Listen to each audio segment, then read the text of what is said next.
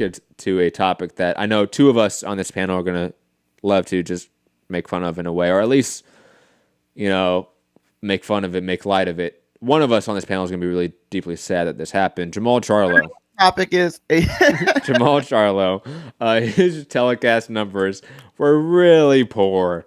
And to the point of Mike Coppinger, his framing on issues and topics and news is just really blatant at times. I never want to see someone say the Showtime telecast of any fight, he's saying Jermall Charlo, Dennis Hogan, of Saturday generated a peak average. That's not a thing, Cop. No. A peak average is not, you have a peak and you have an average. Now you can have a peak or average for a main event or for the whole card. That's how you can do it. But there's no such thing as a peak average. So I'm assuming this is just the straight up peak of 249,000 viewers, not the average. I don't know what the average is. This is just the peak. And the telecast opened with 75,000 viewers and climbed to that number for the main event.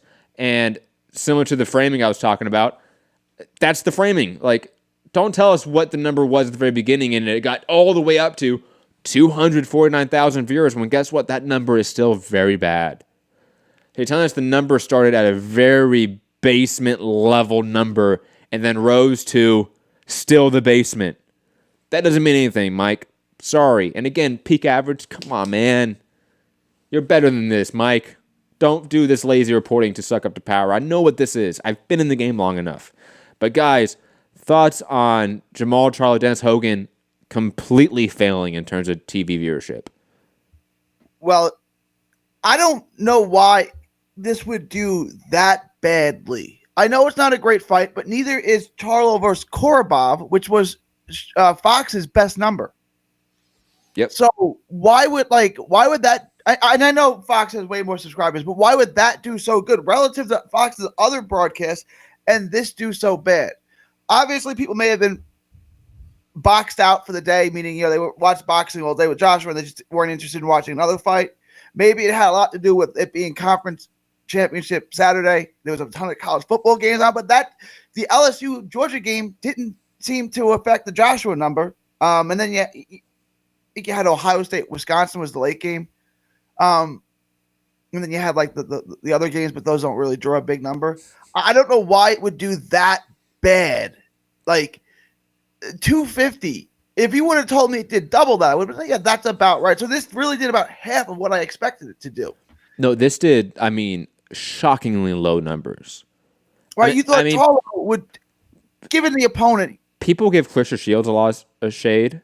Her numbers are over 100,000 more than this. Easter Bartholomew did better than this. Rob, that's I was gonna bring that up. Thank you for reminding me. Easter Bartholomew did better than this. How? And like you said, Gary, like this is a bad fight, but God, there's been a lot of shit fights on Showtime, and they've all done better than this. All of Gervonta Davis's fights this year, all of Tank Davis's fights this year are worse than this. All of them. Okay, and this had a good good co-main. Had a good card opener as well. Like this card was good except for the main event, but the main event was still enough in terms of the A side to at least give you something in terms of viewership. This was a complete dud. A side. I mean, Des Hogan's not really any side. I'm just trolled. I understand. But Eubank is going to demand to be if they do fight, then Eubank is going to be like, "Are you kidding me? Look what this guy did when he headlined the card." Charlo tweet on his Instagram said, "You wanted it, Chris Eubank, you've got it." Or something. So it looks like that is happening. But Gary, you mentioned it. The Charlo Korobov fight was the best viewership that Fox had to this point. It did. Maybe that had in part to play because it was the first Fox event of the deal, but it did the best viewership. How do we get from that to Brandon Adams, which I forget what the viewership was for that, to be honest. Maybe Rob, if you can look that up while me and Gary theorize here for a second. But what was the disconnect here? Like, why was there such a disconnect from the boxing fan base? Because the boxing fan base has a better base than this in my opinion, for Showtime. This is below the base level of viewership for Showtime boxing cards. So what was the... Is Charlo turning off the fan base? Like, is there a negative effect that's happening here with the promotion that we aren't seeing that is turning off people? Rob, viewership of Brandon Adams? What do you normally go with, average or peak? I like average, but Mike here is using peak, so let's use the peak. A Nielsen Media Research report Tuesday revealed that a peak audience of 434 tuned in to watch Charlo beat Brandon Adams, with an average audience of 379.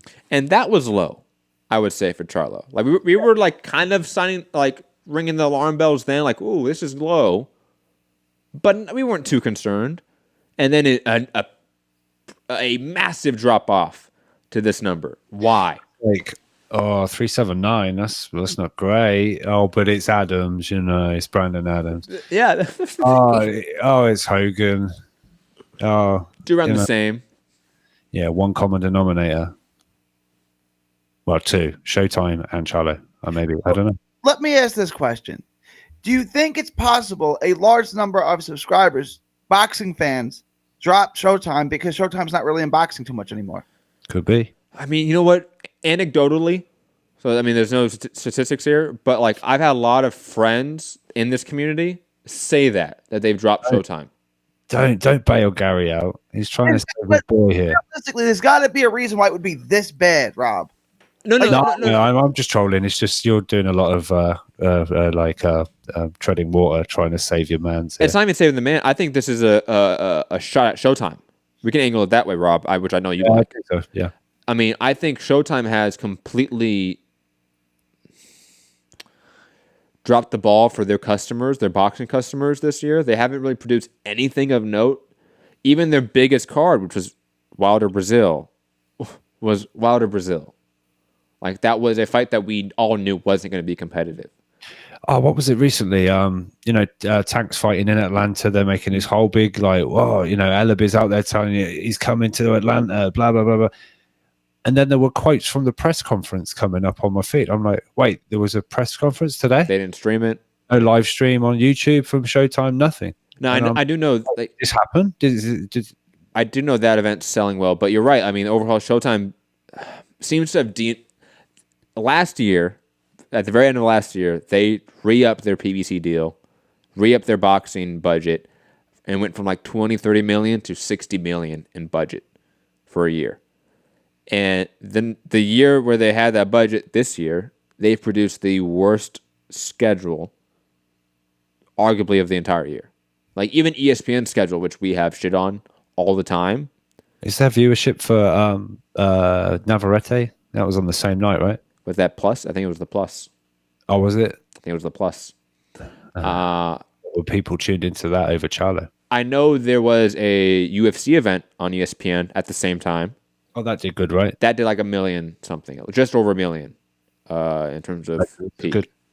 But digressing from that, I think there's something to that point. Gary is right that there does seem to be a drop off in customers for Showtime boxing. Is it enough for this? I don't know. Maybe people had their fill of boxing with AJ Ruiz and were good, like the casuals. That extra 200,000, 300,000 people that watch one fight a weekend, maybe. Not everything. They don't watch every card, right? They watch one fight a weekend. They pick the one they watch. Maybe they picked Ruiz Joshua and they were good. But I don't know. This seems like there's issues here that they need to address. That if they're not... If Showtime is not right now, if Espinosa is not going into his analytics department and saying what happened here, if he's not going into his marketing department and say, hey, what happened here? What was the disconnect? Then I don't. The clock on Showtime is close, man. Like, we're in the 11th hour of Showtime being in existence. Kind of close anyway. Like with HBO, it just went like that. But like, don't you think Showtime is? The signs are to sell that stock or all there? I mean, I probably need, in terms of boxing, yes, of course. Right, that's what I meant. Yeah. Showtime boxing. If I said Showtime boxing, buy, sell, or hold, what would you say? Sell it. short the hell out of that. Yeah, that's a, I mean, get rid of that shit as fast as possible because it's not right now. It's a lost leader, but it's not even a lost leader. You know, like Mayweather was a lost leader for Showtime. He was. There's nothing there on Showtime schedule right now. Not Gervonta Davis, not Charlo, not the one Wilder fight that's going to, I think, really produce the content that Showtime fans, because there are fans of Showtime, their production, like me. Like I love Showtime as a production, as an event for boxing. I think they do it the best, but they obviously don't care anymore. So why would I care as a consumer or a customer? They don't on a seem positive note, can Fox just hire Showtime's broadcast crew? I mean, we thought that with HBO, but look at all those guys. They haven't bounced back. Do you think they're still under contract? Yes, I think there's something there. I think in today's age of capitalism and contracts, yes, I 100% think there's some sort of clause there and waiting period for these guys. Absolutely. Like they would want to buy themselves out of it, right? Like if I said, okay, Jim, I'll give you 60% of your contract payout right now, and you can go do what you want. Jim could take that and then go sign and do other stuff. To be paying Jim to not be doing anything, I mean, I mean, he can't be cheap, right? I don't know, man. I don't know either. I mean, Max got the job at the ESPN really quick, so he left. He was double dipping early. Jim seemed blindsided by HBO leaving, and Roy Jones is promoting now. I think with Showtime, you have Paulie, who's getting enough work on the side, sort of like Max Kellerman. He's working with Sky. He's working with other things, so he does other work. Didn't Wilder get Paulie booted off the show? I forgot about that. Yeah, that's right. Yeah, man. Bernstein seems like a lampy. Like he's just not going to move. He's a company man. It is what it is, man. Like, I'm sorry, Showtime is dead. I'm not one to say that, but I mean, their good fights are the best fight they have in the last 13, 15 months, other than obviously Wilder Fury, the pay-per-view, is going to be Gervonta Davis versus Gamboa. Like that's legitimately the best matchup they've had. Maybe Easter Bartholomew is a better matchup, even though that fight sucked, but just in terms of a matchup. Looking at it now, it's a shame they didn't do the rematch. See what the numbers would have done for that. Yeah, that's right. They've had nothing. Absolutely nothing. Yeah. Terrible.